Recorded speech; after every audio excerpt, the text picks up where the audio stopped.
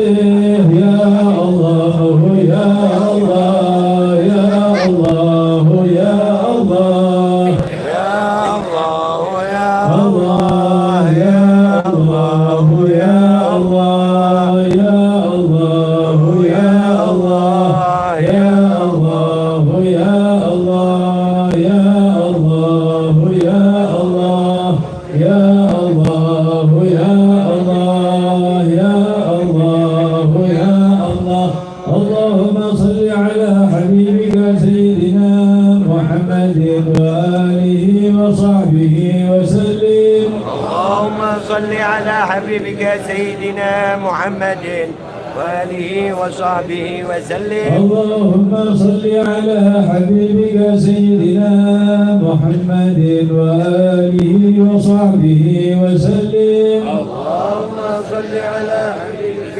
سيدنا محمد وآله اللهم صل على حبيبك سيدنا محمد وآله وصحبه وبارك وسلم اللهم صل على حبيبك سيدنا محمد الفاتحة ويد الكرسي وثلاثة من قل هو الله أحد وموعظتين به من اجتمعناها هنا بسببه عبدك الفكر العافي ورحمتك سيد الوالد حسين بن أحمد السقاء ورسولهم وفروعهم ثم إلى أرواح والدينا ووالديكم وأمواتنا وأمواتكم وأموات المسلمين أجمعين أجركم الله. الفاتحة. أعوذ بالله من الشيطان الرجيم. بسم الله الرحمن الرحيم. الحمد لله رب العالمين الرحمن الرحيم مالك يوم الدين إياك نعبد وإياك نستعين اهدنا الصراط المستقيم صراط الذين أنعمت عليهم غير المغضوب عليهم ولا الضالين آمين. الله لا إله إلا هو الحي القيوم لا تأخذه سنة ولا نوم له ما في السماوات وما في الأرض. من ذا الذي يشفع عنده إلا بإذنه يعلم ما بين أيديهم وما خلفهم ولا يحيطون بشيء من علمه إلا بما شاء وسع كرسيه السماوات والأرض ولا يؤوده حفظهما وهو العلي العظيم.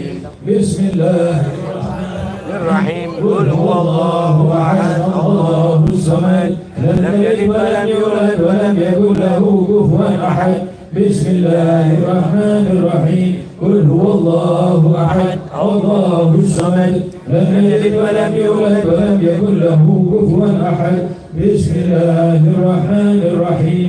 قل هو الله أحد الله الصمد لم يلد ولم يولد ولم يكن له كفوا أحد. بسم الله الرحمن الرحيم. قل أعوذ برب الفلق من شر ما خلق ومن شر غاسق إذا وقب ومن شر النفاثات في العقد ومن شر حاسد إذا حسد.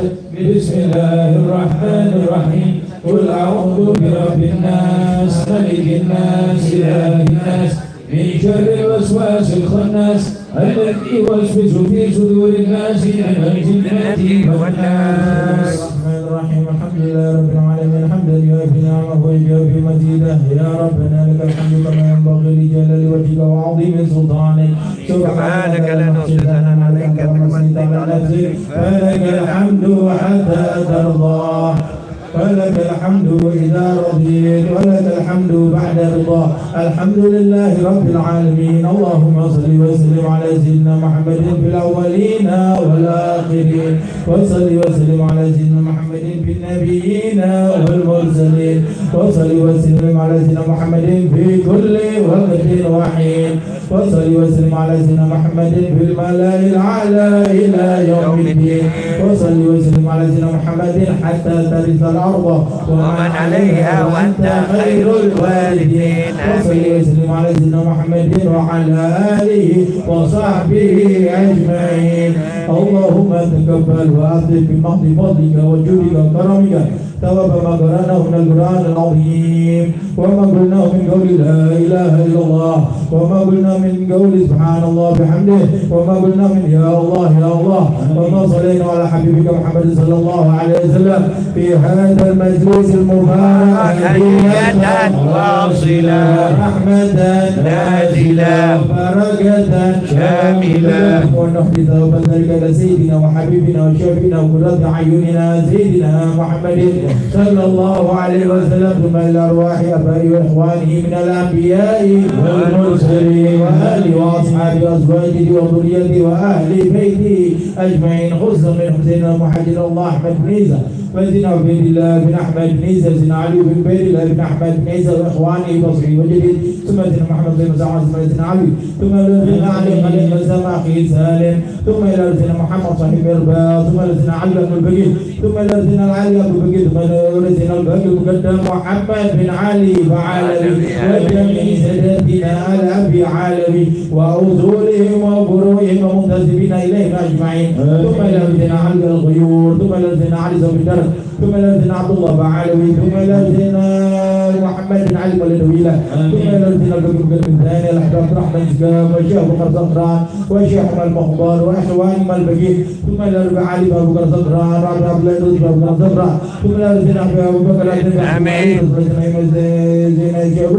ثم إلى زين فخر الوجود شيخ أبو بكر بن سالم وأخي أبي عبد بن سالم آمين ثم إلى الحبيب يوسف بن عبد العزيز والد محمد ثم إلى الحبيب عبد الرحمن على الجبل والعبد ثم إلى أحمد محمد الحج والشهيد ثم إلى ابن أنباز بن عمر بن عبد الرحمن العطاس والشيخ علي بن عبد الله بارا ثم ابن الأرشاد غيث بن البلاد الحبيب عبد الله بن علي حتى بن أحمد بن زين الحج وعزول المغفور ثم إلى علي بن عبد الله بن زبر الهند ثم إلى علي بن عبد الله زكاب ثم إلى ربي زكاب بن محمد زكاب الصافي ثم إلى ربي قدر بن أحمد بن قدمان ثم إلى ربي بكر بن عبد الله العطاس ثم إلى روي الحبيب قدر المليل علي بن محمد بن حسين الحبشي وعزول المغفور مدينة وتلاميذهم أجمعين ثم إلى الإمام القطب الحبيب أبو بكر بن محمد زكاب وأبو علي محمد هجم زكاب ثم إلى ربي الشيخ بن أحمد بكر وأخي أبو محمد ثم إلى الحبيب محمد بن عزة الحبشي محمد بن أحمد المحضر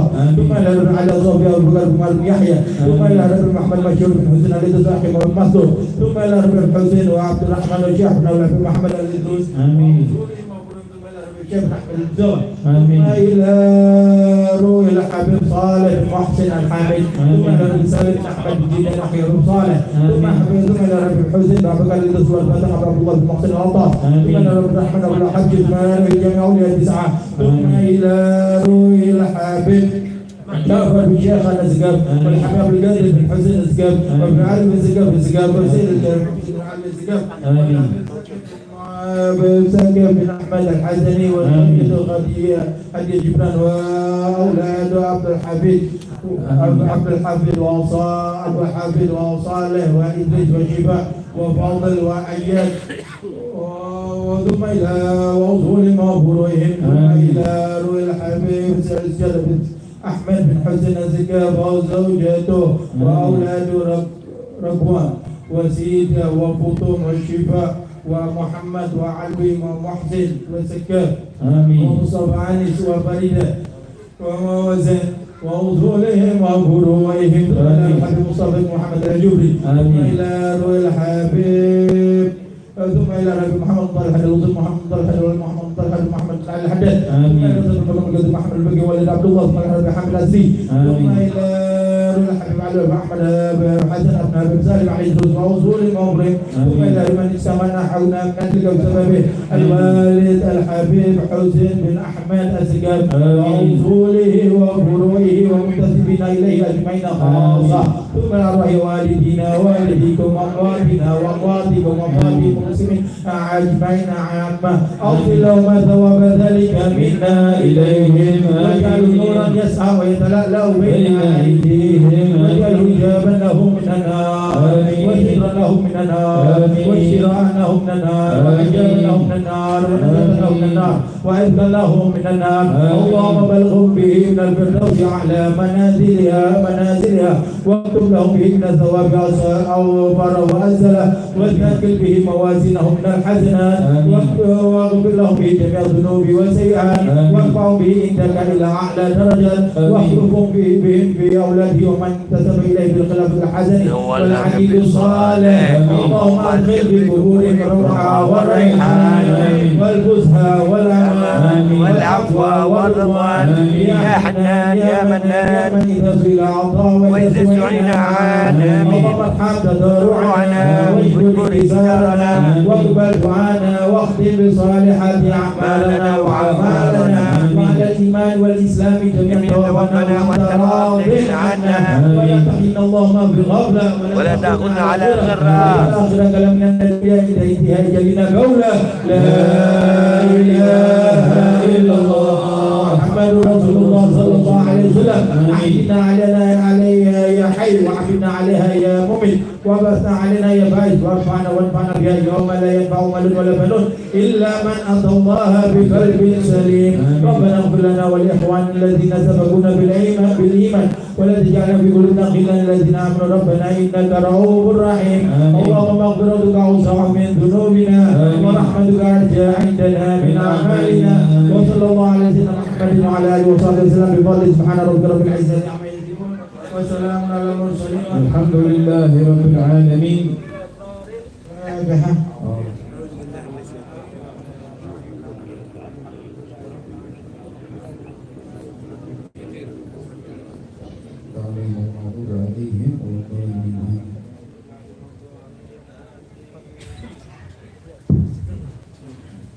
بسم الله الرحمن الرحيم. نوينا أن نستفتح هذا الدرس وهذه المناسبة مثل ما نواه عبادنا وأسرفنا ورجالنا وأخبارنا صالحون ومثل ما نواه صاحب المولد الحبيب حميد محمد الرسول الحبشي ومثل ما نواه صاحب البيت ومثل ما نواه جميع مشايخنا والله يدخل نيتنا في نيتهم وأعمالنا في أعمالهم وأخلاقنا في أخلاقهم وقصدنا في مقاصدهم ومرادنا في مرادهم ويعيد علينا بركاتهم وأسرارهم وأنوارهم وعلوم نفعنا في الدين والدنيا والآخرة ونستحضر اللهم زكي أطهرنا في هذه المناسبة ونبي لهم الفاتحة.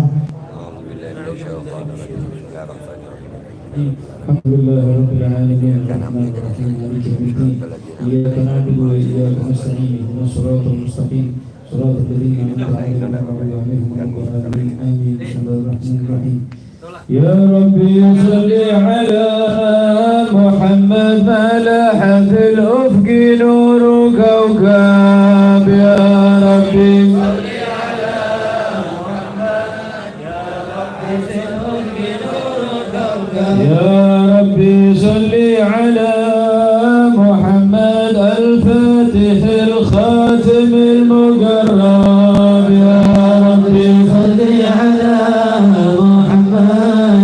الفاتح الخاتم المقرب يا ربي صل على محمد المصطفى المجتبى المحبب يا ربي صل على محمد المصطفى المجتبى المحبب يا ربي صل على محمد ما لاح بدر وغاب غيهاب يا ربي صل على محمد ما لاح بدر وغاب غيهاب يا ربي صل على محمد ما ريح نصر بالنصر قد هاب يا ربي صل على محمد ما ريح نصر بالنصر قد هاب يا ربي صل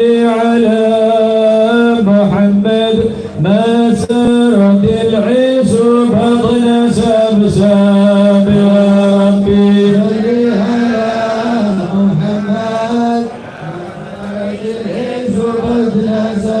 يا ربي صل على محمد وكل من للحبيب ينساب يا ربي صل على محمد حبيب ينساب يا ربي محمد وكل من للنبي أصحاب. يا ربي صل على محمد وكل من للنبي أصحاب. يا ربي صل على محمد واغفر وسامح من كان أذنب. يا ربي صل على محمد واغفر وسامح من كان أذنب. يا ربي صل على محمد وبلغ الكل كل مطلب. يا ربي صل على محمد وبلغ الكل كل مطلب. يا ربي صل على محمد واسلك بنا ربي خير مذهب. يا ربي صل على محمد واسلك بنا ربي خير مذهب. يا ربي صل على محمد واصلح وسهل ما قد تصعب. يا ربي صل على محمد وسهل ما قد تصعب. يا ربي صل على محمد أعلى البرايا جاها وأرحاب. يا ربي صل على محمد أعلى البرايا جاها وأرحاب. يا ربي صل على محمد أصدق عبد بالحق أعراب. يا ربي صل على محمد أصدق عبد بالحق أعراب. يا ربي صل على محمد خير الورى منهجا وأصواب. يا ربي صل على محمد خير الورى منهجا وأصواب. يا ربي صل على محمد ما طير يمن غنى فأطراب. يا ربي صل على محمد ما طير يمن غنى فأطراب. يا ربي صل على محمد يا ربي صل عليه وسلم. يا ربي صل على محمد ربي صل عليه وسلم. اللهم صل وسلم وبارك عليه وعلى آله. أعوذ بالله من الشيطان الرجيم. بسم الله الرحمن الرحيم. إنا فتحنا لك فتحا مبينا ليغفر لك الله ما تقدم من ذنبك وما تأخر ويتم نعمته عليك ويهديك صراطا مستقيما وينصرك الله نصرا عزيزا. لقد جاءكم رسول من أنفسكم عزيز عليه ما عنتم حريص عليكم بالمؤمنين رؤوف رحيم.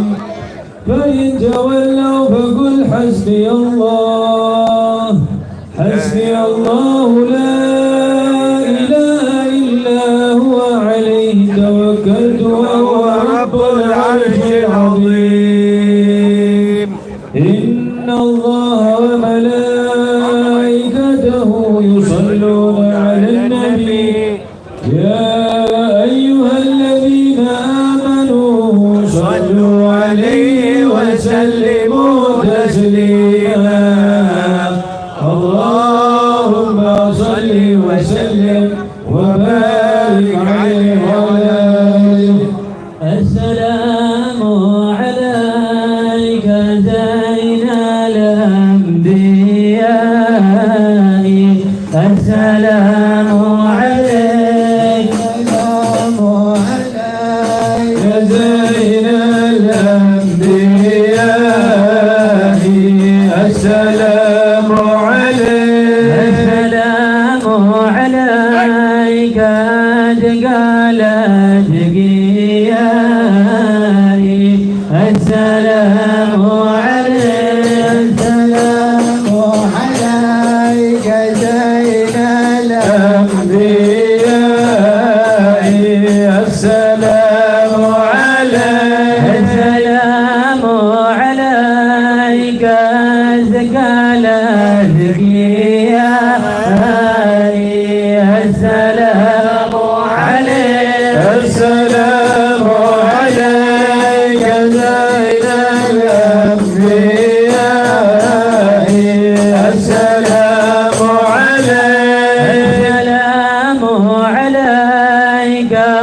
صفى الأصفياء السلام عليك السلام عليك صفى الأصفياء السلام عليك من رب السماء السلام عليك من رب السماء السلام عليك جاي بلا انقضاء السلام عليك دائم بلا انقضاء السلام عليك أحمد يا حبيبي السلام عليك أحمد يا حبيبي السلام عليك طه يا طبيبي السلام عليك طه يا طبيبي السلام عليك يا مسكي وطيبي السلام عليك يا مسكي وطيبي السلام على المقدم في الإمامة صلى الله عليه السلام على المقدم في الإمامة صلى الله عليه السلام على المتوج بالكرامة صلى الله عليه السلام على المتوج بالكرامة صلى الله عليه السلام على المضلل بالغمامة صلى الله عليه السلام على المضلل بالغمامة صلى الله عليه السلام على المشفع في القيامة صلى الله عليه السلام على المشفع في القيامة صلى الله عليه اللهم صل وسلم وبارك عليه وعلى آله بسم الله الرحمن الرحيم الحمد لله القوي سلطانه الواضح برهانه المبسوط في الوجود كرمه وإحسانه الله عز وجل تعالى مجده وعظم شانه خلق الخلق لحكمة وطوى عليها علمه وبسط له من فائض المنة ما جرى به في أقداره القسمة فأرسل إليهم أشرف خلقه وأجل عبيده رحمة تعلقت إرادته الأزلية بخلق هذا العبد المحبوب فانتشرت آثار شرفه في عوالم الشهادة والغيوب فما أجل هذا المن الذي تكرم به المنان وما أعظم هذا الفضل الذي برز من حضرة الإحسان صورة كاملة ظهرت في هيكل محمود فتعطرت بوجودها أكناف الوجود وترزت برد العوالم بضياء التكريم اللهم صل وسلم أشرف الصلاة والتسليم على سيدنا ونبينا محمد الرؤوف الرحيم اللهم صل وسلم وبارك عليه وعلى آله اللهم صل وسلم وبارك عليه وعلى آله صلى الله عليه تجلى الحق في عالم قدسه الواسع تجليا رضا بانتشار فضله في القريب والشاسع صلى الله عليه وسلم الحمد الذي لا تنحاصر افراده بالتعداد ولا يمال تكراره بكثره الترداد صلى الله عليه وسلم حيث ابرز من عالم الامكان صوره هذا الانسان ليتشرف بوجوده ثقلان وتنتشر اسراره في الاكوان صلى الله عليه وسلم اتصل به قلب منيب إلا من سوابق فضل الله على هذا الحبيب صلى الله عليه وسلم سروره كتوالى بحبيب عم الأنام نوالا جل من شرف الوجود بنور غمر الكون بهجة وجمالا صلى الله عليه وسلم بالحسن على مقام وتناهى بمجده وتعالى لاحظت العيون بما اجتلته بشرا كاملا يزيح الضلالا صلى الله عليه وسلم ممن قد رأته رفعة في شؤونه وكمالا صلى الله عليه وسلم سبحان الذي أبرز من حضرة الامتنان ما يعجز عن وصفه اللسان ويحار في تعقل معانيه الجنان صلى الله عليه وسلم انتشر منه بعالم البطون والظهور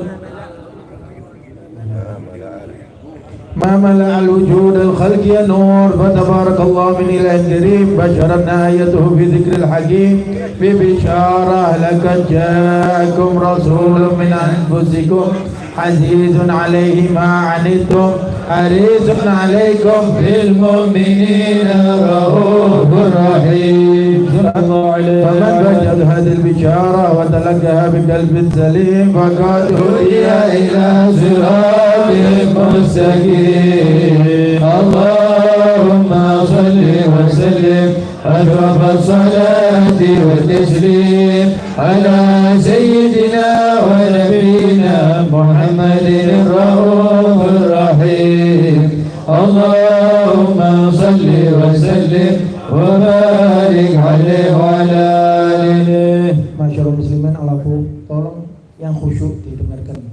Mumpung maulid Nabi kita dengarkan benar surah Nabi. Jangan ramai sendiri, jangan ngomong sendiri.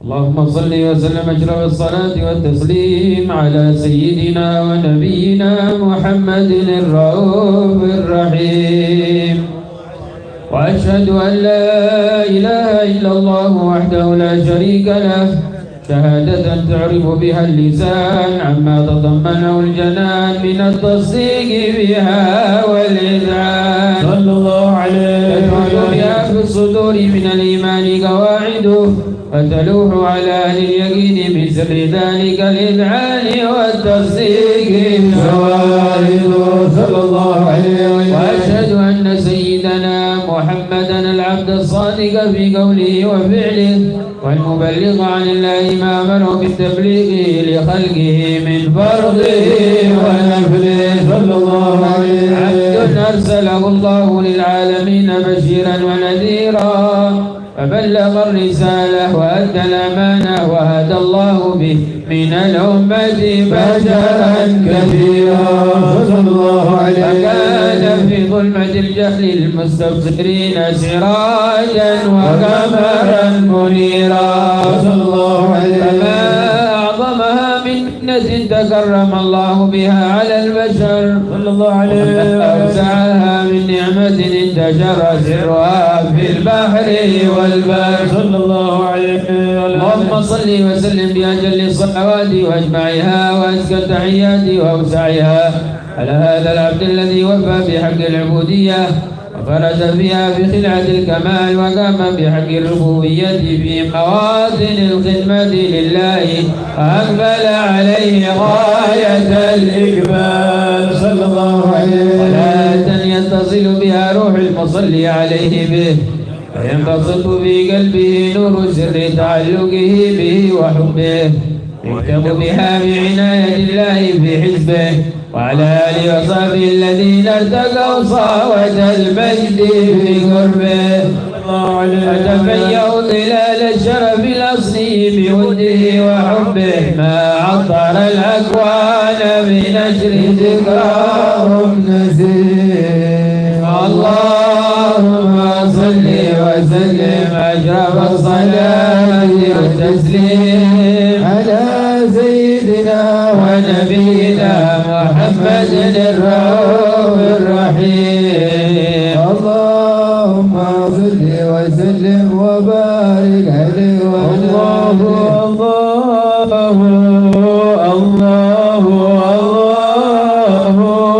يا ربي صل على المختار طب القلوب. الله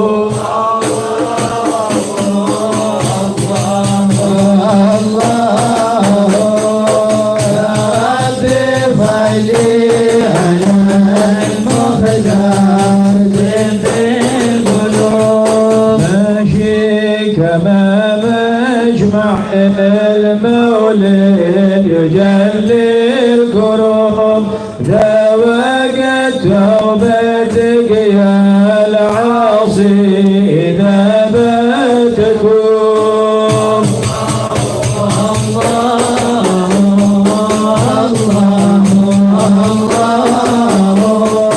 يا ربي صل على المختار طب القلوب وقت توبتك يا الشريد إذا بتعوب ذا جمع لا شك تغفر به جميع الذنوب.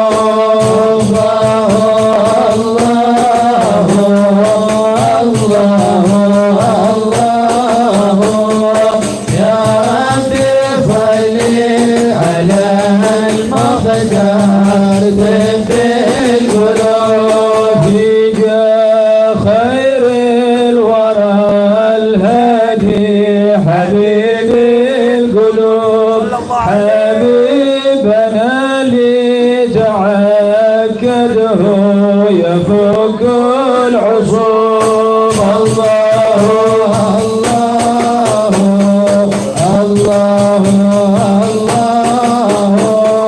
يا ربي صل على المختار طب القلوب شمسنا الشارقة لي ما لها شي غروب يا حاضرين ابشروا سلام جميع الشعوب.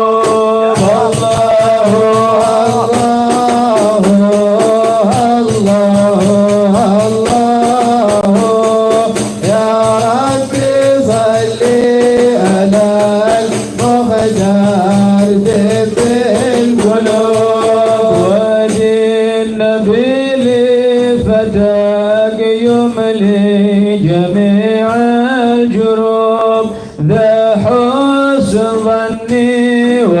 عند الله علم الغيوب. الله الله الله الله يا ربي صل على المختار طب القلوب. إذا بغى ربنا سهل جميع الصعوب، حبه إذا بارك المولى تلقي حبوب. الله الله الله الله يا ربي صل على المختار طب القلوب. من رحمة الله قد طلعت علينا طهور، آخر ربيع أول المشهور تحيا الجدوب. الله الله الله الله يا ربي صل على المختار طب القلوب. هبت علينا من المختار طه هبوب، كل نشق طيبها لله تلك الطيوب. الله الله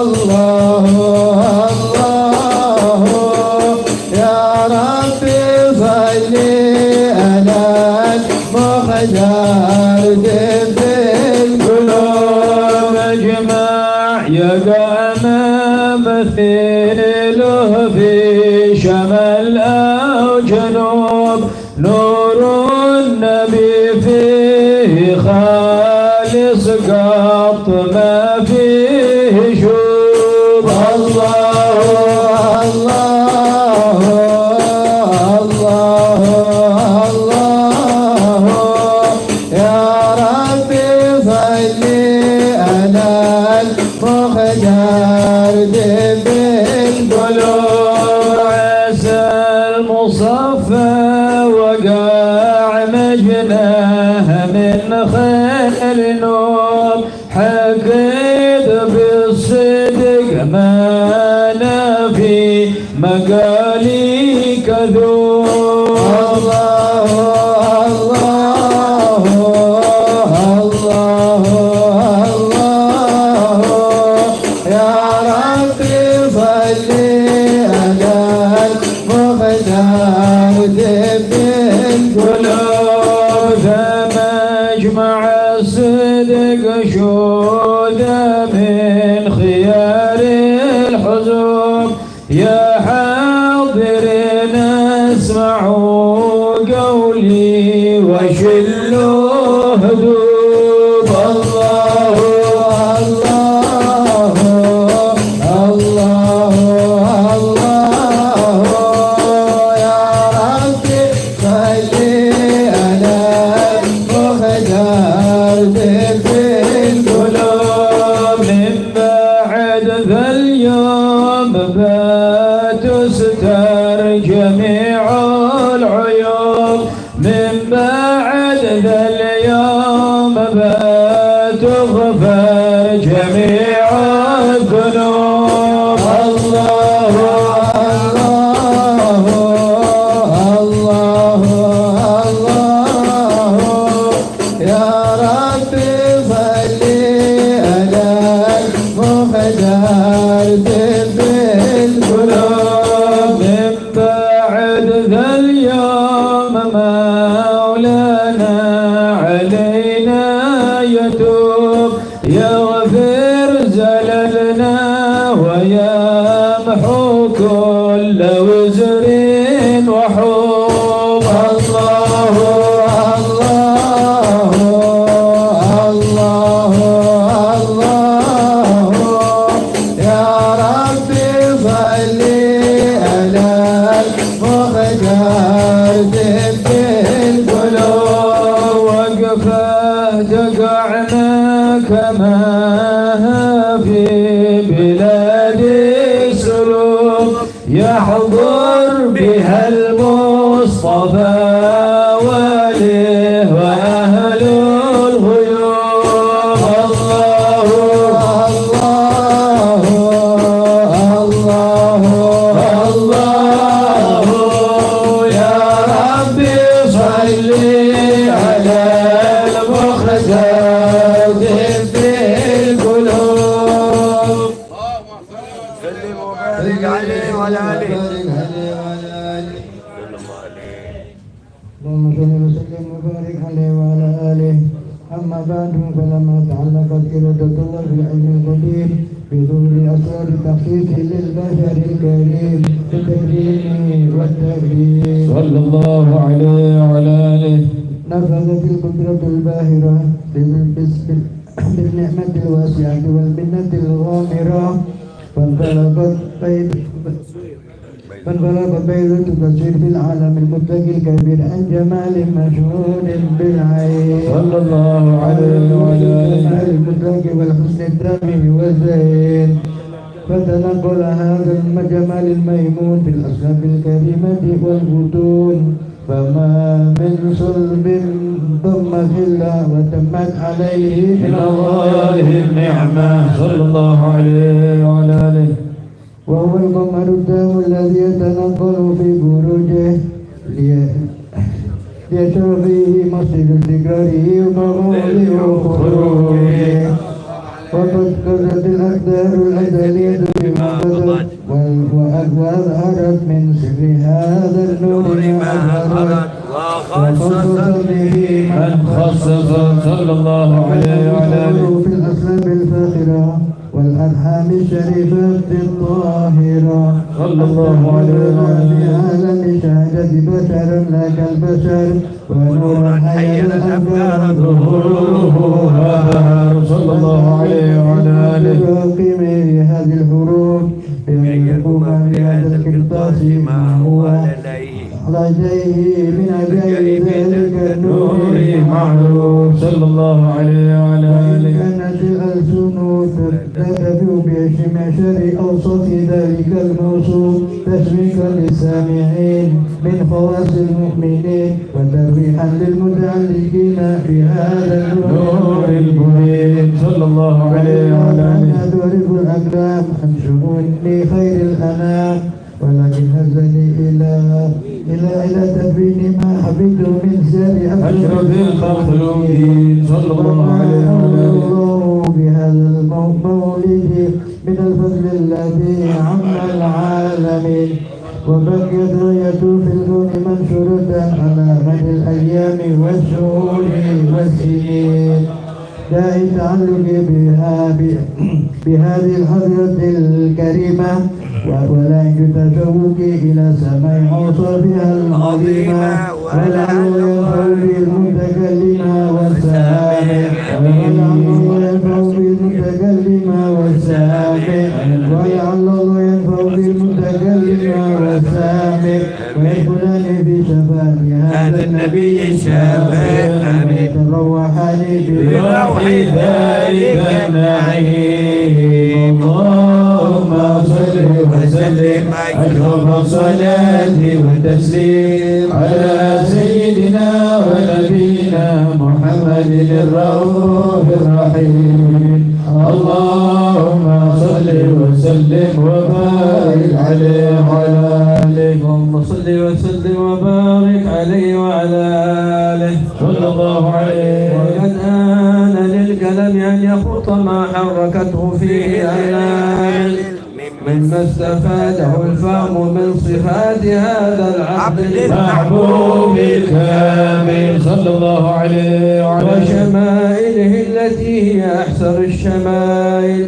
وهنا حسن أن نثبت ما بلغ إلينا في شأن هذا الحبيب من أخبار وآثار عليه وعلى آله يتشرف بكتابته القلم والقرطاس وتتنزه في حدائقه الأسماع والأبصار صلى الله عليه وعلى آله. وقد بلغنا في الأحاديث المشهورة أن أول شيء خلقه الله هو النور المودع في هذه الصورة صلى الله عليه وعلى نور آله. هذا الحبيب أول مخلوق برز في العالم ومنه تفرع الوجود خلقا بعد خلق فيما حدث وما تقادم.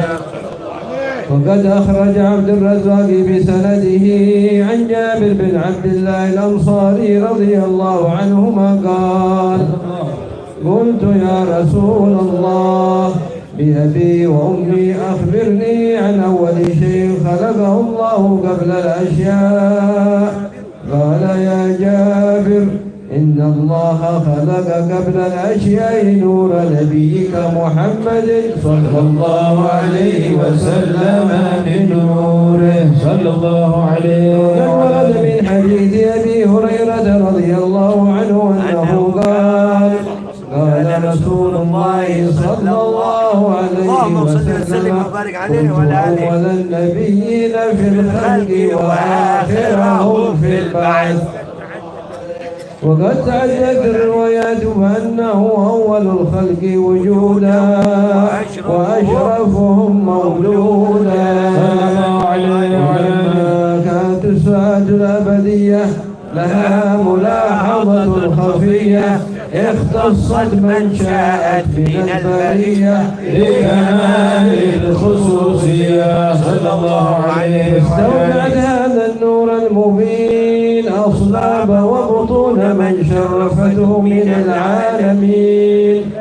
فتنقل هذا النور من صلب آدم ونوح وإبراهيم حتى أوصلته يد العلم القديم إلى من خصصته بالتكريم أبيه الكريم عبد الله بن عبد المطلب ذي القدر العظيم صلى الله عليه وأم التي هي في المخاوف آمنة السيدة الكريمة آمنة. فتلقاه صلب عبد الله فألقاه إلى بطنها فضمته أحشاؤها بمعونة الله محافظة على حق هذه الدرة وصونها صلى الله عليه فحملته برعاية الله كما ورد عنها حملا خفيفا لا تجد له ثقلا ولا تشكو منه ألما ولا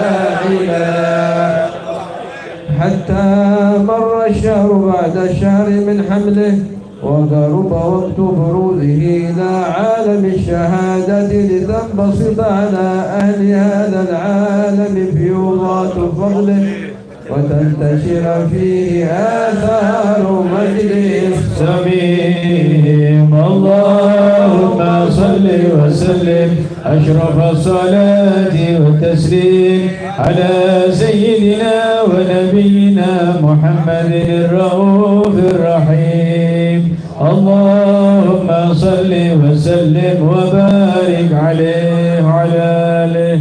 اللهم صل وسلم وبارك عليه وعلى آله. ومن تعلقت فيها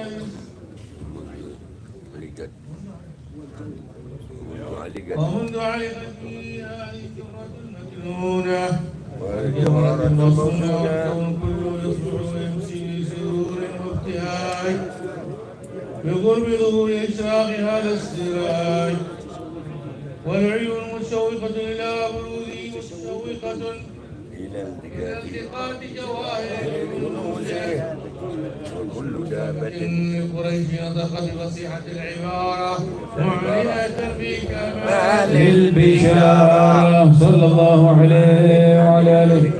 بالحمد ذلك العام إلا تفتح بها بركات سعادة هذا الإمام صلى الله عليه وعلى آله. الأرض والسماوات مطبقة بملاقاة أشرف البرية صلى الله عليه وعلى آله. من عالم الخفاء إلى عالم الظهور بعد تنقله من بطون ربه صلى الله عليه وعلى آله. الله من وجوه بعد التكريم ووسط في العالم الكبير مائدة التشريف والتعظيم بمرور هذا البشر. اللهم صل وسلم أشرف الصلاة والتسليم على سيدنا ونبينا محمد الرؤوف الرحيم. اللهم صل وسلم وبارك عليه وعلى آله. صلى الله عليه وسلم وبارك عليه وعلى آله. صلى الله عليه وعلى آله. هذا الحبيب أعلنت السماوات والأرضون ومن فيهن بالتوحيد وأمدار الجود الإلهي على أهل الوجود التسليم وألسنة الملائكة بتبشير للعالمين تعالى سبحان الله الحمد لله ولا إله إلا الله والله أكبر. سبحان الله والحمد لله ولا إله إلا الله والله أكبر. سبحان الله والحمد لله ولا إله إلا الله والله أكبر. والقدرة كتبت إن هذا المسرور ليبرز نوره كاملا في عالم الظهور نورا فأبى كل نور. وأنفذ الحق حكمه على من أتم الله عليه النعمة من خواص الأمة أن يحضر عند وجهه أمة ثانية لجنابها المسعود ومشاركة لها سمات الممدود صلى الله عليه وعلى آله.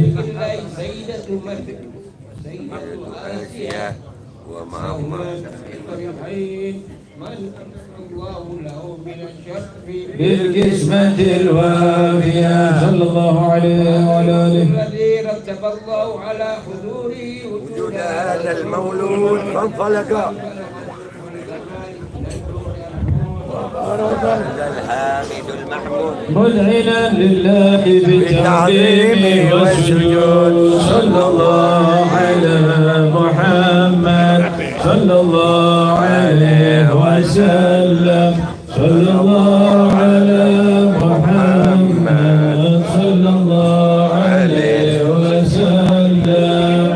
يا نبي سلام عليك يا رسول سلام عليك يا حبيب سلام عليك صلوات الله عليك ويا نبي سلام عليك يا رسول سلام عليك يا حبيب سلام عليك صلوات الله عليك.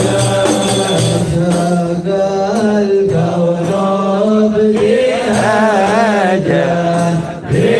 بوجود المصطفى أحمد ولأهل الكون أنس وسرور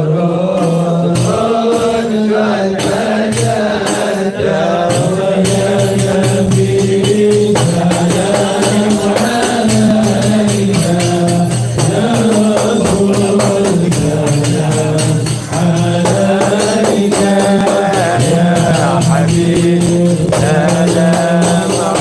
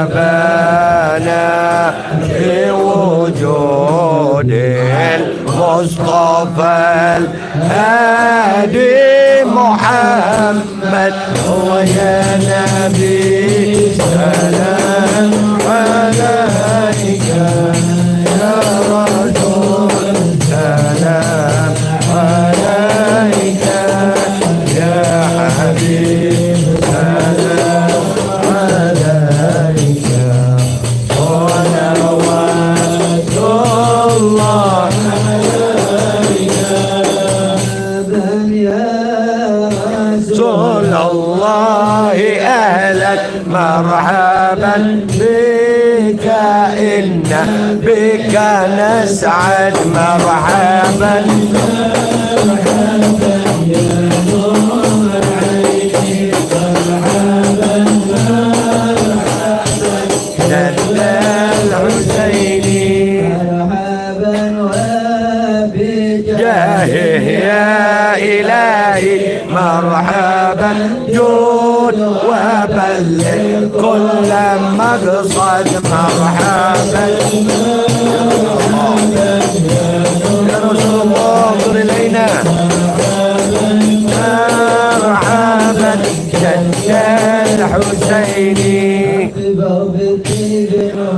يا الله ببركة الهادي محمد يا الله ربي اغفر لي ذنوبي يا الله ببركة الهادي محمد يا الله يا سبيلي يا الله نسعد ونرشد يا الله ربي اغفر لي ذنوبي يا الله ببركة الهادي محمد يا الله بجاهه يا الله خير مقعد يا الله ربي اغفر لي ذنوبي يا الله ببركة الهادي محمد يا الله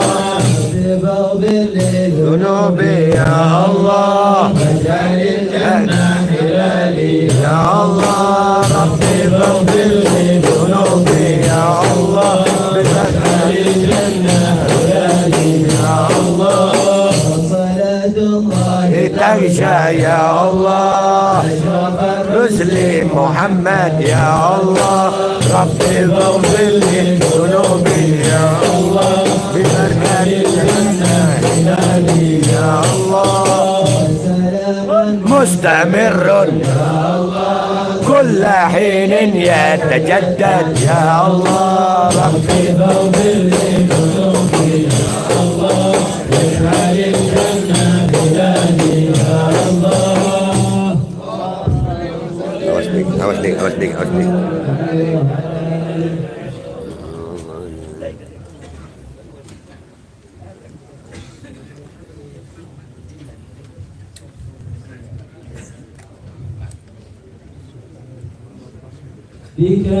صفت من دهرنا الأيام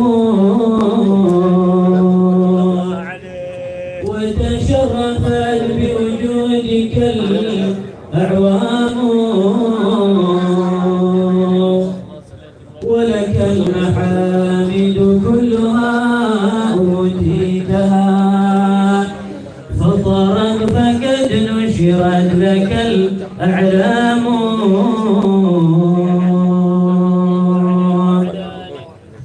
أوتيت من فضل المهيمن من حجان ما تستطيع تخطها الأقلام فلك التقدم في الفضائل كلها فاقدم فأنت لمن سواك إمام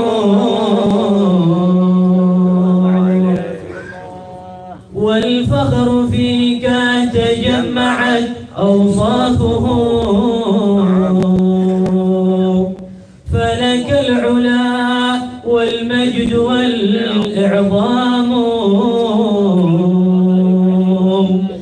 أنت الذي حزت الجمال بأسره وبنور وجهه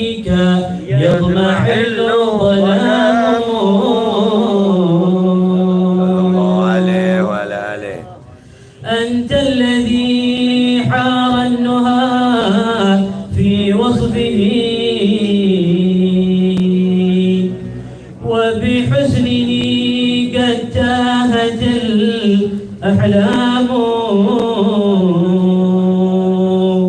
يا أولا قد قدمتك إرادة سبقت وفضل الله والإنعام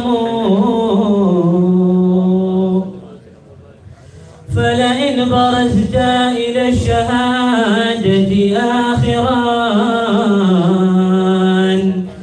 فوجود روحك للورى قدام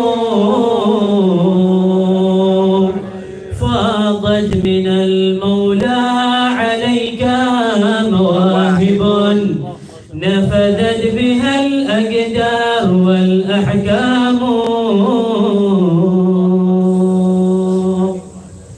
ما نال ذو شرف وقدر مثلها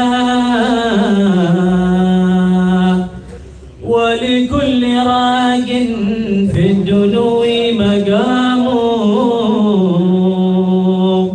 الله أكبر ما بلغت لرتبة إلا ونادتك المرام أمامه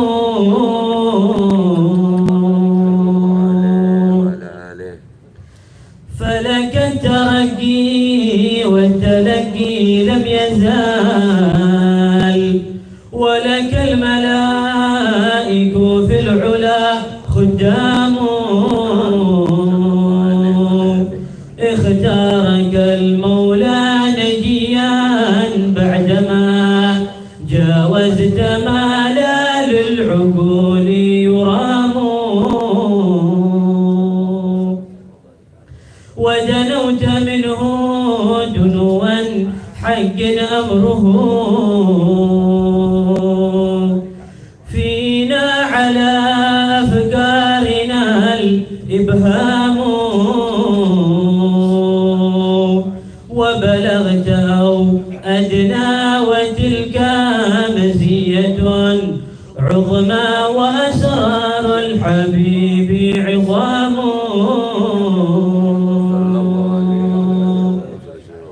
فليهنك السر الذي أوتيته والقرب والإجلال والإكرام من حضرة علوية قدسية قد واجهتك تحية وسلام فسمعت ما لا يستطاع سماعه وعقلت ما عنه الورى قد ناموا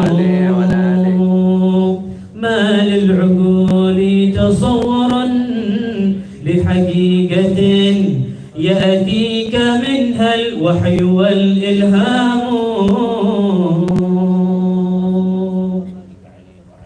يا سيد الكونين يا خير الورى وافاك ممن يرتجيك نظام عبد بحبك لا يزال مولعا وله إليك تشوق وهيام حب تمكن في الحشا فلناره بين الأضالع والجنوب ضرام فأغثه يا غوث اللهيف بنفحة تشفى بها الأمراض والأسقام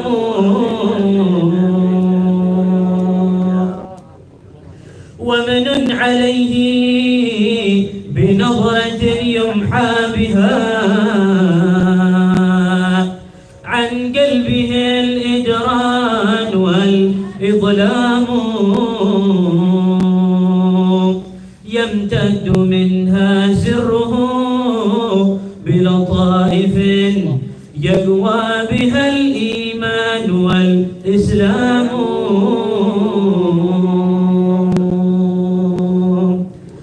وعلى صراطك يستقيم بشاهد من علمه ثبتت به الأقدام يا من عليه معولي في كل ما أرجو ومنه الفضل والإنعام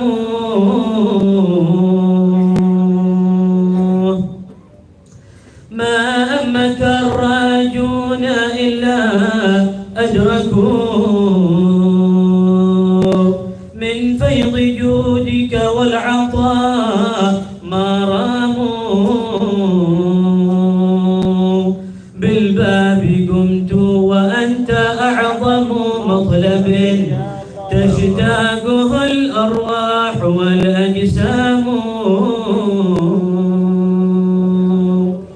فاسمح وجدني بالوصال ففي الحشاء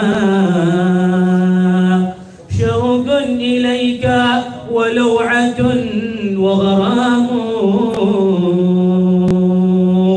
وعليك صلى الله يا علم الهدى ما غردت فوق الغصون حمام وعليك صلى الله يا علم الهدى ما غردت فوق الغصون حمام والآل والأصحاب يا نعم الأولى سبقوا وأصحاب الكريم كرام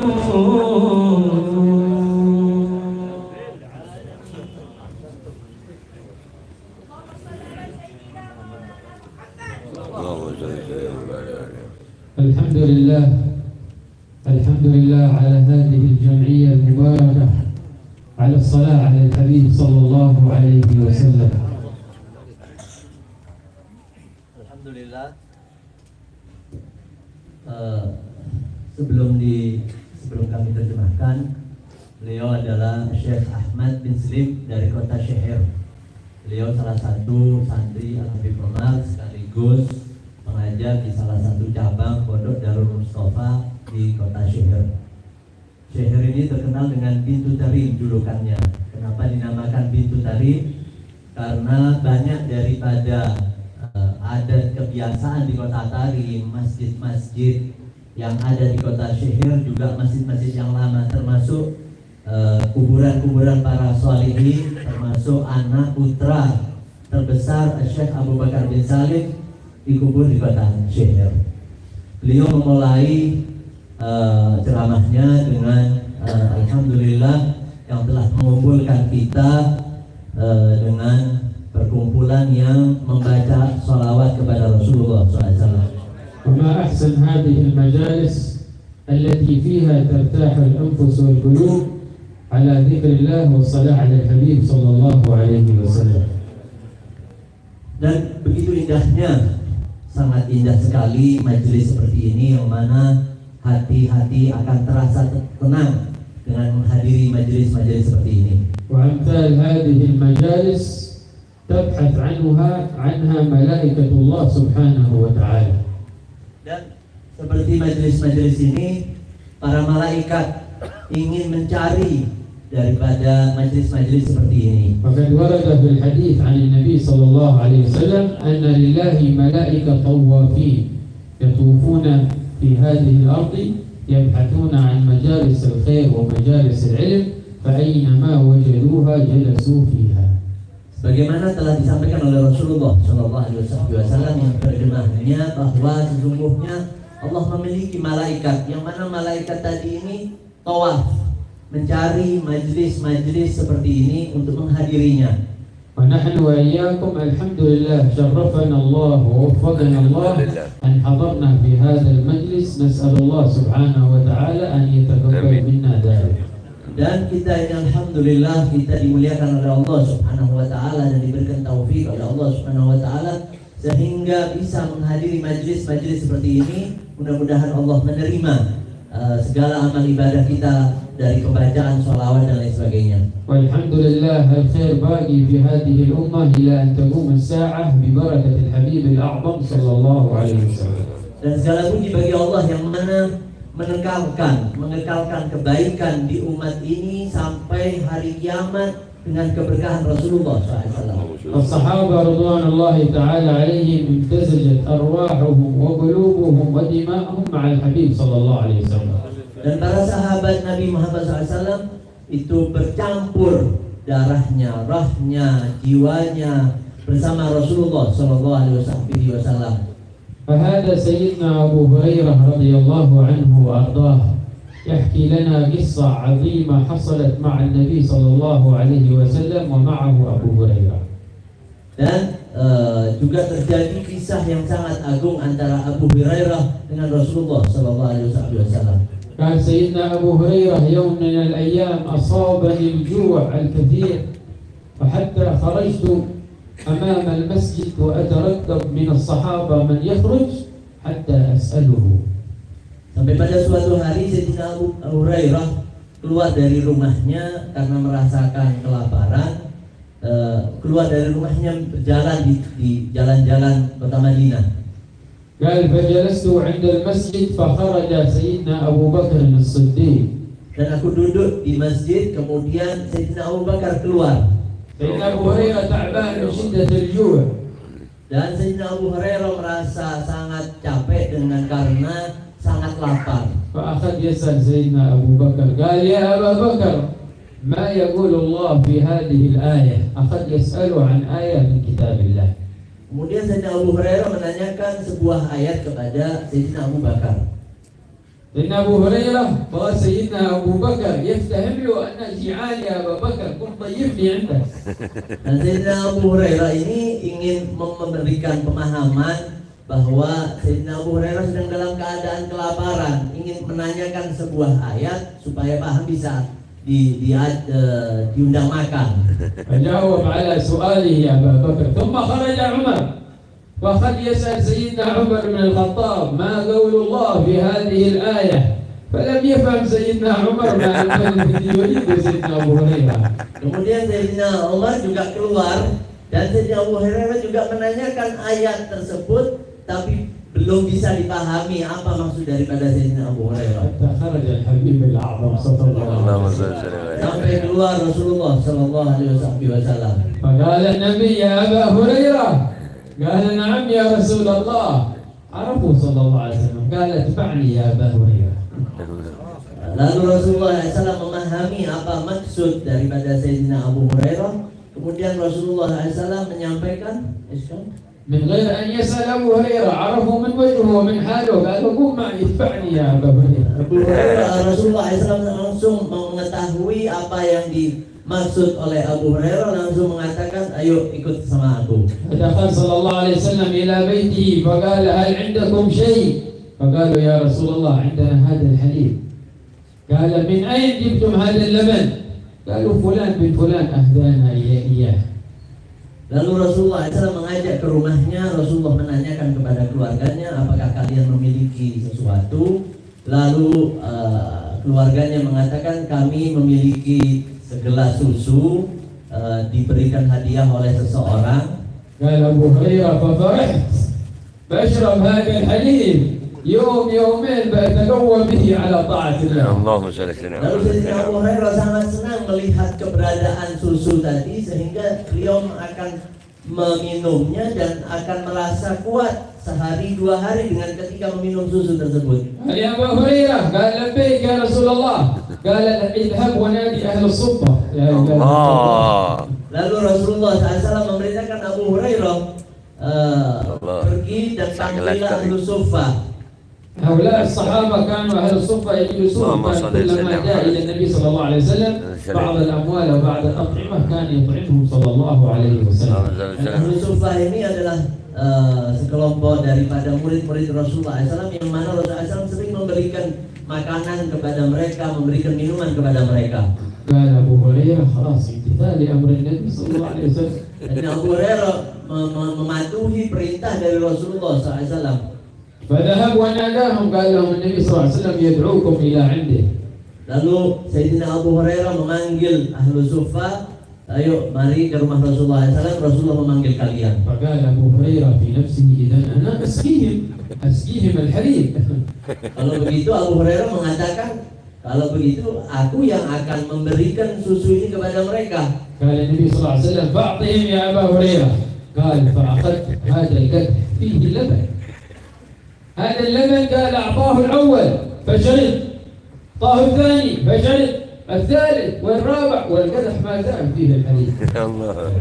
Lalu Rasulullah SAW memberikan semangkok daripada susu. Lalu Sayyidina Abu Hurairah memberikan sahabat daripada ahlu sufa yang pertama, dan masih ada susunya yang kedua, dan masih ada susunya, dan yang ketiga. Abu Hurairah ji'an. Dan Abu Hurairah merasa sangat kelaparan ketika itu. ولكنه بما قال له صلى الله عليه وسلم نسى حتى هذا الجوع. Lalu Rasulullah SAW masa. Abu Hurairah nasa. Lalu Abu Hurairah lupa atas rasa lapar yang dia rasakan saat itu. فأخذ يسقيهم قال الراوي ما يقارب 70 نفر. Allah. Berkata salah seorang perawi bahwa Sayyidina Abu Hurairah sampai bisa memberikan minum 70 orang sahabat. حتى انتهوا كلهم واللبن ما زال موجود فيه. Sampai mereka, Abu Hurairah memberikan kepada mereka semua, tetapi susu itu masih ada. قال النبي صلى الله عليه Allahumma وسلم salli wa sallim wa barik alaihi. بقي أنا وأنت يا أبا هريرة. Rasulullah SAW menyampaikan, sisa aku dan engkau Abu Hurairah. قال النبي اجلس يا أبا هريرة. Lalu Rasulullah SAW masih mengatakan, duduklah Abu Hurairah. قال له اشرب. Lalu Rasulullah SAW memerintahkan kepada Abu Hurairah, minumlah. شوفوا الملحظ هنا النبي قال يا أبا هريرة اشرب. وإذا شرب النبي صلى الله عليه وسلم أولا ثم شرب سيدنا أبا هريرة لبقى هذا اللبن إلى اليوم هذا. Allah. Ini yang perlu dipelajari sedikit. Kenapa kalau Rasulullah SAW memerintahkan Abu Hurairah terlebih dahulu, bukan Rasulullah SAW? Kalau Rasulullah SAW terlebih dahulu yang minum, maka susu tersebut akan masih ada sampai sekarang. Allahumma salli ala sayyidina Muhammad. فقال شربت أبا هريرة. قال النبي صلى الله عليه وسلم اشرب يا أبا هريرة. قال فشربت. ثم قال خلاص يا صاحب قال اشرب. قال سيدنا أبو هريرة قال خلاص ارتويت من اللبن. Lalu Rasulullah SAW memerintahkan kepada Sayyidina Abu Hurairah, minumlah sampai terasa kenyang, sampai terasa kenyang. Sayyidina Abu Hurairah meminum semangkok susu tadi itu. قال الراوي فبقيت فضلة من اللبن فشربه صلى الله عليه وسلم. Lalu tersisa sedikit daripada susu tadi, lalu diminum oleh Rasulullah SAW. النبي قفل هذه المعجزة خلاص انتهت. Rasulullah SAW mengunci mukjizat ini. ولو كان العكس كان بقي اللبن ونشرب منه إن شاء الله. Amin. Kalau sebaliknya, kalau Rasulullah SAW yang meminum duluan, maka akan tersisa susu tersebut sampai detik ini, dan kita semua insya Allah meminumnya. Amin. إن شاء الله شراب النبي صلى الله عليه وسلم Amin. Amin. إلى أن Amin. تقوم الساعة. Dan insya Allah minuman daripada Rasulullah SAW akan kekal abadi. Amin. Di hari kiamat. Amin. ونسأل الله أن يشربنا إن آمين. شاء الله من آمين. كفه الشريفة شربة آمين. هنيئة آمين. لا نطمع بعدها أبدا في الدنيا قبل الآخرة. Amin. Dan mudah-mudahan kita bisa meminum daripada tangan beliau yang mulia nanti di telaga beliau insya Allah. وهذه إن شاء الله علامة المحبة. نسأل الله أن يقبلنا وإياكم إن شاء الله ويجزي حبيبنا صاحب البيت خير الجزاء أن جمعنا كلنا على ذكر الله ومحبة الحبيب صلى الله عليه وسلم.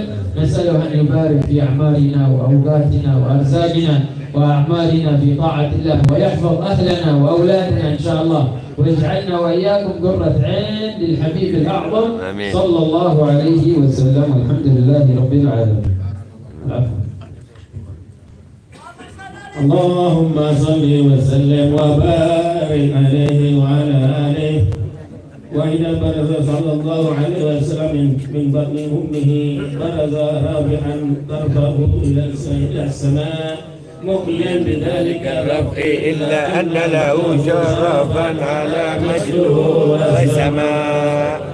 وكان وقت مولد سيد كونين من الشهور شهر ربيع الأول ومن الأيام يوم الاثنين موضع ولادته وقبله بالهرمين وقد ورد أنه صلى الله عليه وسلم ولد مفتونا مقتولا مقطوع السرة فولد ذلك لشرفه عند الله عيد الهجرة ومع بروزه إلى هذا العالم ظهر من العجائب ما يدل على أنه أشرف المخلوقين وأفضل الهدايا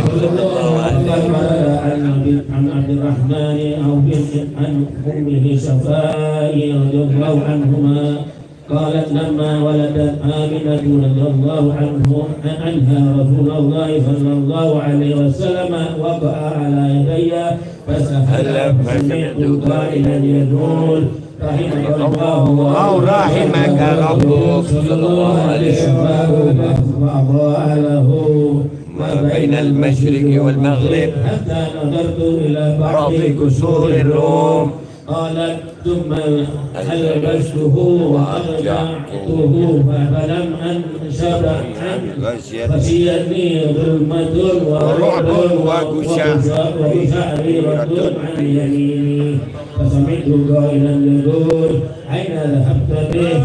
قال إلى المغرب أصبر ذلك عني ثم عادني الرعب والظلمة والقشعريرة عن يساري فسمعت قائلا يقول أين ذهبت به؟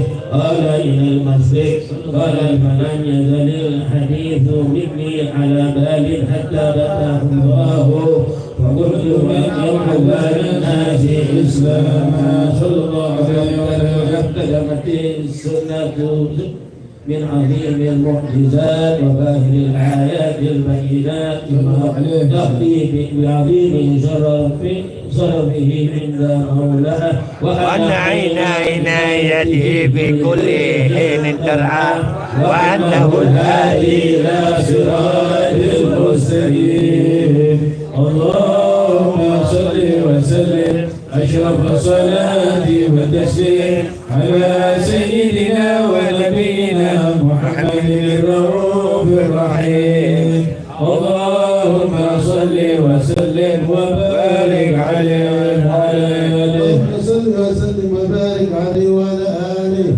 صلى الله عليه وعلى آله صلى الله عليه وسلم بعد أن حكمت القدرة بظهوره وانتشرت في الأكوان دوامع نوره صلى الله عليه وسلم إلى رضوع المرجعات وتوفرت الغفلة وأهل الوجود بحضانة هذه الناس صلى الله عليه وسلم ثبت الحكم من الحظة العظيمة بواسطة ثوابه القديمة بأن الأولى بتربية هذا الحبيب وحضانته السيدة حليمة صلى الله عليه وسلم حضته عيونها وبرز في شأن من أسرار القدرة الربانية مضمونها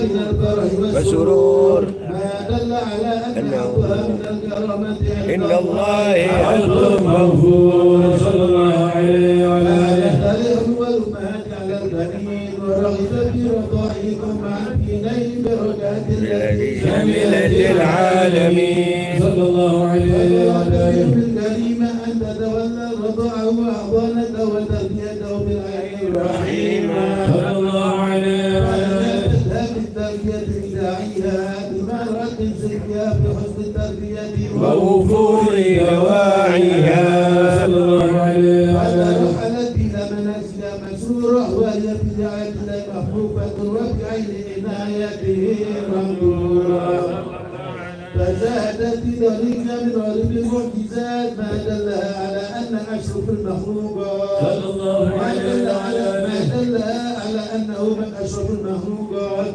فقد أتت مشاهد وأتان وضعيفها ما رجعتهما لدواب غافلة يسبك صلى الله عليه وسلم شارف أشياء من الأذهان ما حير العقول والأذهان صلى الله عليه وسلم في حضانتها وزوجها سنتين تتلقى من بركات وعجائب تمر به العين فتنجر أسرار في الكونين التوادات ملائكة التخصيص والإكرام بالشرف الذي ملكته الأنام وهو يرعى الأغلام صلى الله عليه وعلى آله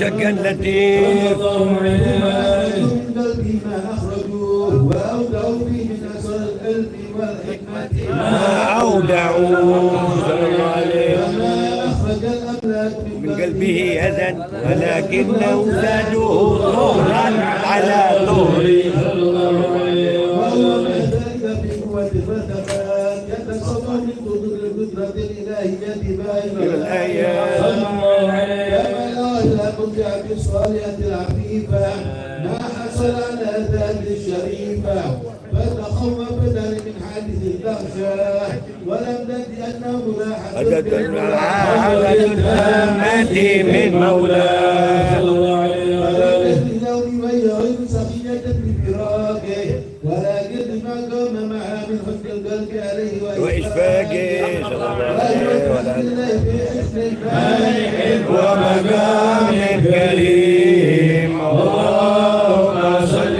وسلم أشرف الصلاة والتسليم على سيدنا ونبينا محمد الرؤوف الرحيم اللهم صل وسلم وبارك عليه وعلى آله اللهم صل وسلم وبارك عليه وعلى آله فنجا صلى الله عليه وسلم على كبر الأنصار يعفو من الله جميل الرعاية وغامل الألقاب صلى الله عليه وسلم باليوم شباب الصبي بالشر ويظهر عليه في صفاه من شر الكمال ما يشهد له بأنه سيد ولد آدم ولا فخر صلى الله عليه وسلم ولم يزل أنجل شعوبه طالعا والكائنات لعهده حافظة لأمره طائعة صلى الله عليه وسلم على ولي إلا شفاه الله ولا توجه في غيث إلا وأنزله مولاه صلى الله عليه وسلم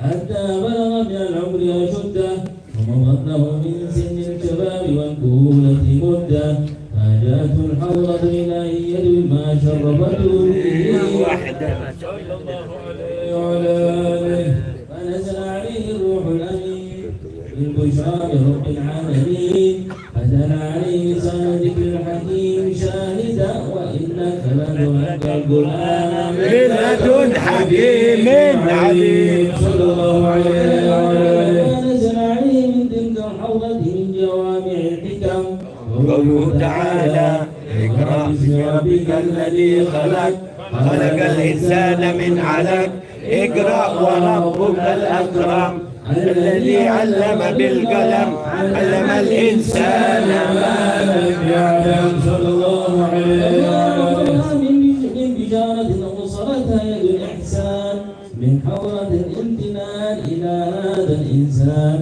وأيدتها بشارة الرحمن علم القرآن خلق الإنسان علمه البيان صلى الله عليه وسلم صلى الله عليه وسلم هو الإنسان الموصول بهذا التعليم من حضرة الرحمن الرحيم اللهم صل وسلم أشرف الصلاة والتسليم على سيدنا ونبينا محمد الرؤوف الرحيم اللهم صل وسلم وبارك عليه وعلى آله صل وسلم وبارك عليه وعلى آله ثم إنه بعدما بلغ عليه الوحي البليغ تحمل أعباء الدعوة والتبليغ فدعا الخلق إلى الله على بصيرة فأجابه بالإذعان من كانت له بشيرة منيرة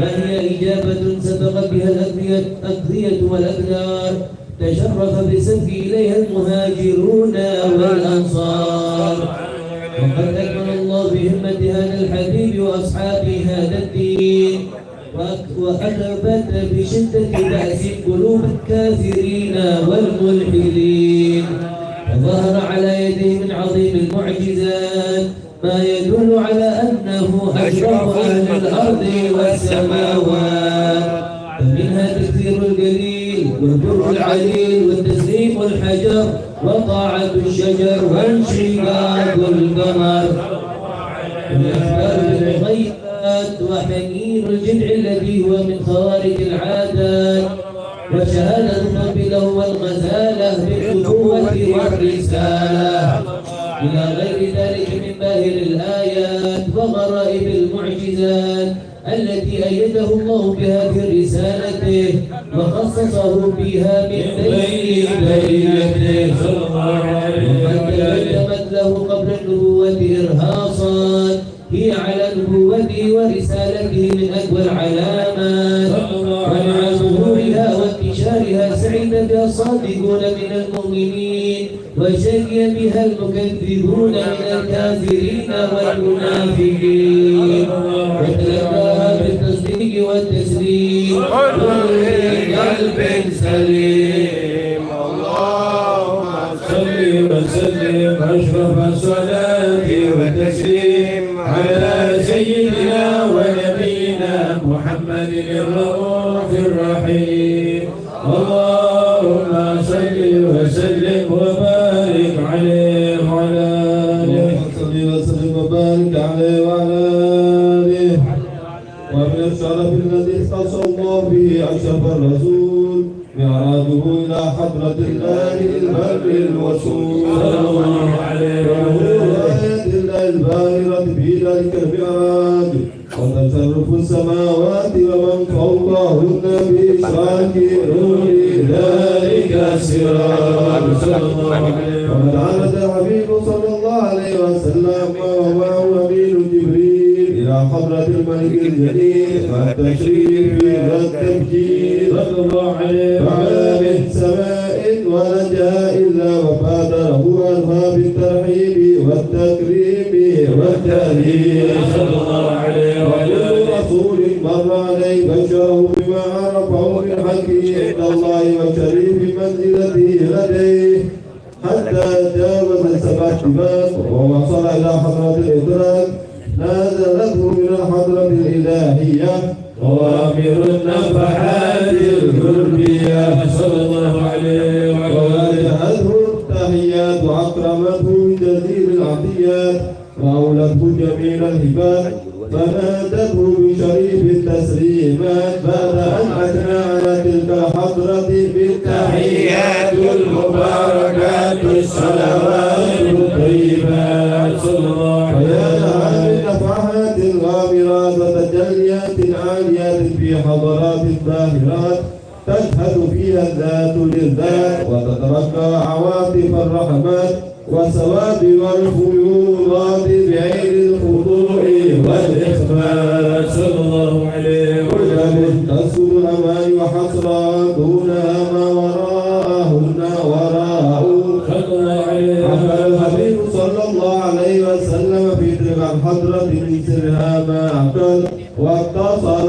من علمها بما اتصل صلى الله عليه وسلم. ووحى إلى عبده ما أوحى ما كذب الفؤاد ما رأى وما هي إلا منحة خصر بها حضرة الامتنان هذا الإنسان وأولته بعواطف الرحيمة ما يعجز عن حمله الثقلات صلى الله عليه وسلم. والواهب لا ينسر الكرم على شرح حقائقها لا تستطيع العصر أن تغيب عن خفي دقائقها، خصصت بها الحضرة الواسعة هذه العين الناظرة والأذن السامعة صلى الله عليه وسلم. ولا يجمع طالع في الدلاء على مسرورها والإحاطة بشهود نورها صلى الله عليه وسلم، فإنها حضرة جلت عن نظر الناظرين ورتبة عزت على غير سيد المرسلين. هنيئا للحضرة المحمدية ما واجهها من عطايا الحضرة الأحدية وردوها إلى هذا المقام العليم. الله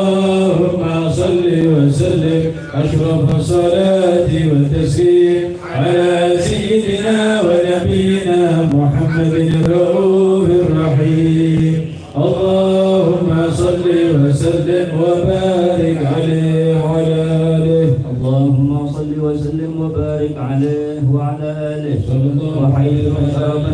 وحيث تشرفت الأسماع بأخبار هذا الحبيب المحبوب وما حصل له من الكرامة في عوالم الشهادات والغيوب تحركت كلمة المتكلم إلى نشر محاسن خلق هذا السيد وأخلاقه ليعرف السامع ما أكرمه الله به من الوصف الحسن والخلق الجميل الذي خصصته به الآيات وخلاقه فليبدل السامع ما أمليه عليه من شريف الأخلاق بوزن واعية فإنه سوف يجمعه من أوصاف الحبيب على الرتبة العالية فليس يشبه هذا السيد في خلقه وأخلاقه بشر ولا يقف أحد من آثار حكمة الله في خلقه وخلقه على عين ولا أثر فإن العناية الأزلية طبعته على أخلاق سنية وأكمته في صورة حسنة بدرية ولقد كان صلى الله عليه وسلم مرفوع القامة أبيض اللون مشرفا بحمرة واسع الجبين حسنه شعره بين الجرمة والمخرة وله الاعتدال الكامل في مفاصله وأطرافه والاستقامة الكاملة في محاسنه وأوصافه لم يأتي بشر على مثل خلقه في محاسن نظره وسمعه ونطقه قد خلقه الله على أجمل صورة فيها جميع المحاسن محصورة وعليها مقصورة إذا تكلم نثر من المعارف والعلوم نفائس الدرر ولقد أوتي من جوامع الكلم ما عجز عن الاتيان بمثل مفاكع البلغاء من البشر تتنزه العيون في حدائق محاسن جماله فلا تجد مخلوقا في الوجود على مثاله سيد ضحكه التبسم والمشي الهوينا ونومه الإغفاء ما سوى قلبه نسيم ولا غير محياه روضة الماء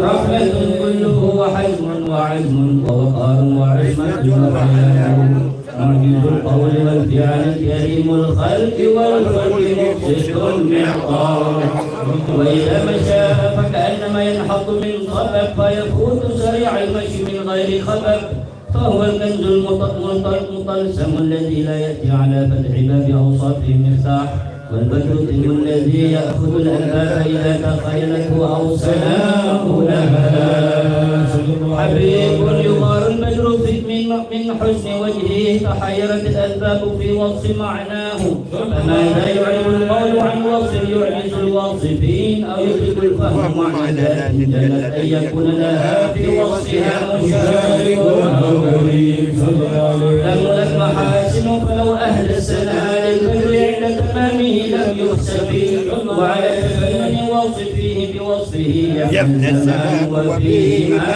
لم يوصف فما أجل قدره العظيم وأوسع فضله العميم اللهم صل وسلم أشرف الصلاة والتسليم على سيدنا ونبينا محمد الرؤوف الرحيم اللهم صل وسلم وبارك عليه وعلى آله اللهم صل وسلم وبارك عليه وعلى آله ولقد اتصف صلى الله عليه وسلم من محاسن الأخلاق بما تضيق عن كتابته بطون الأوراق كان صلى الله عليه وسلم أحسن الناس خلقا وخلقا وأولهم إلى مكارم الأخلاق سبقا وأوسعهم بالمؤمنين حلما ورفقا برا رؤوفا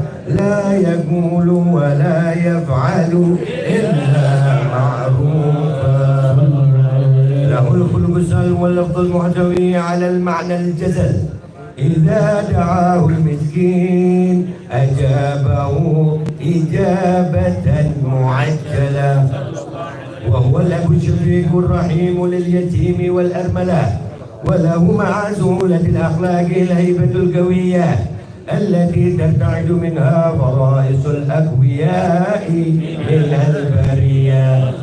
ومن نشر طيبه تعطرت الطرق والمنازل، وبحرف ذكره تطيبت المجالس والمحافل. فهو صلى الله عليه وسلم جامع الصفات الكمالية والمنفرد في خلقه وخلقه بأشرف الخصوصية، فما من خلق في البرية محمود إلا وهو متلقى عن زين الوجود. أجملت في وصف الحبيب وشأنه، وله الأولى في مجده ومكانه. أوصاف عز قد تعالى مجدها أخذت على نجم السهى بعنانه. وقد انبسط القلم في تدوين ما أفاده العلم من وقائع مولد النبي الكريم، وحكاية ما أكرم الله به هذا العبد المقرب من التكريم والتعظيم والخلق العظيم. فحسن مني أن أمسك عنة الأقلام في هذا المقام وأقرأ السلام على سيد الأنام. السلام عليك أيها النبي ورحمة الله وبركاته. السلام عليك أيها النبي ورحمة الله وبركاته. السلام عليك أيها النبي ورحمة الله وبركاته.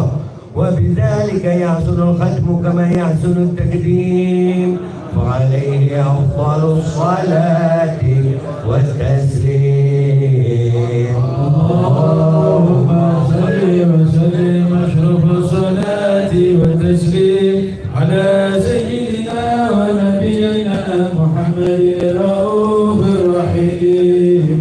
اللهم صل وسلم وبارك عليه وعلى آله وصحبه. بسم الله الرحمن الرحيم. الحمد لله رب العالمين. اللهم صل وسلم على سيدنا محمد في الأولين، اللهم صل وسلم على سيدنا محمد في الآخرين، اللهم صل وسلم على سيدنا محمد في كل وقت وحين، اللهم صل وسلم على سيدنا محمد في الملأ الأعلى إلى يوم الدين. اللهم صل وسلم على سيدنا محمد وعلى آله وصحبه أجمعين. ولما نظم فكر من درر الأوصاف المحمدية عقودا، توجهت إلى الله متوسلا بسيدي وحبيبي محمد صلى الله عليه وسلم أن يجعل سعي فيه مشكورا وفعلي فيه محمودا، وأن يكتب عملي في الأعمال المقبولة، وتوجهي في التوجهات الخالصة والصلات الموصولة.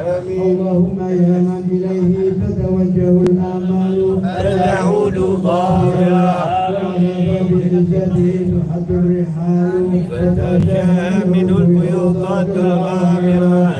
نتوجه إليك بأشرف الوسائل لديك سيد المرسلين عبدك الصادق الأمين سيدنا محمد الذي عمت رسالته العالمين، أن تصلي وتسلم على تلك الذات الجامعة وعلى آله وحفيظ سرك وحامل راية دعوتك الشاملة الأكبر المحبوب لك والمخصص بشرف الأفضال في كل موطن من مواطن القرب والمظهر، الواصل ذلك في إمدادك ويأتي كنوز إرشادك لأهل بلادك الأمين صلى الله عليه وسلم.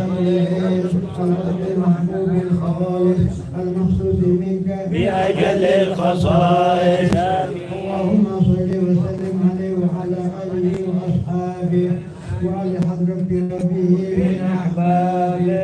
اللهم إنا نقدم إليك جاه هذا النبي الكريم نتوسل إليك بشرف مقامه العظيم أن تلاحظنا في حركاتنا وسكناتنا بعين عنايتك وأن تحفظنا بجميع أمورنا آمين وتقلبنا بجميع رعايتك وحسين وقايتك وأن تبلغنا من شرف القرب إليك وإلى هذا الحبيب غاية آمالنا وتتقبل منا ما تحركنا فيه من نياتنا وأعمالنا وتجعلنا بحضرة هذا الحبيب من الحاضرين وفي طرائق اتباعه من السالكين ولحقك وحقه من المؤدين ولحقك من الحافظين اللهم إنا لنا أطمعا برحمتك الخاصة فلا تحرمنا وذنوبا جميلة هي وسيلتنا إليك فلا تخيبنا آمنا بك وبرسولك وما جاء به من الدين وتوجهنا به إليك مستشفعين أن تقابل المذنب منا بالغفران آمين بالإحسان آمين بما سأل آمين بما أمل آمين تجعلنا ممن نصر هذا الحبيب ووازره ووهله وظاهره وأما ببركة وشرف بجهده أولادنا ووالدينا على قدرنا ووالدينا وجميع المسلمين والمسلمات والمؤمنين والمؤمنات في جميع الجهات وأهدم راية الدين القويم في جميع الأبطال منشورا ومعالم الإسلام والإيمان بأهلها مأمورا منصورا اللهم قربة المغلوبين بين المدينين واغفر المذنبين وتقبل توبة التائبين واغفر رحمتك على عبادك المؤمنين أجمعين آمين شر المحدثين والظالمين آمين بالعدل بالحق في جميع النواحي والأقطار آمين ونصر على المعاندين من المنافقين والكفار آمين يا رب حسن الحصين من جميع البلايا آمين المكين من الذنوب والخطايا آمين بالعمل طاعتك وصدق في خدمتك دائمين وإذا توفيتنا فتوفنا مسلمين مؤمنين وارزقنا منك بخير أجمعين آمين وصل وسلم على هذا الحبيب المحبوب الأجسام والأرواح والقلوب وعلى آله وصحبه ومن إليه منسوب وآخر دعوانا الحمد لله رب العالمين سبحان ربك رب العزة عما يصفون وسلام على المرسلين والحمد لله رب العالمين إن الله وملائكته يصلون على النبي يا أيها الذين آمنوا صلوا عليه وسلموا تسليما الصلاة والسلام عليك يا سيد المرسلين والصلاة والسلام عليك يا خاتم النبيين الصلاة والسلام عليك يا من أرسله رحمة للعالمين ورضي الله تعالى على أصحاب رسول الله أجمعين آمين الفاتحة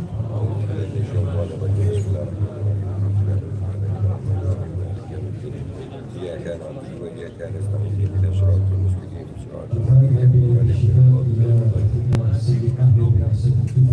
وحضر عندنا من الحسين بالشرطوبة كالتسالم وجميع أمراض المسلمين الله يشفي مرضاهم ويعافي لهم على الفاتحين ومن وصلت الصالح خير منه والآخرة ومثل عن الحبيب علي بن محمد الحج وإلى حضرة النبي الفاتحة.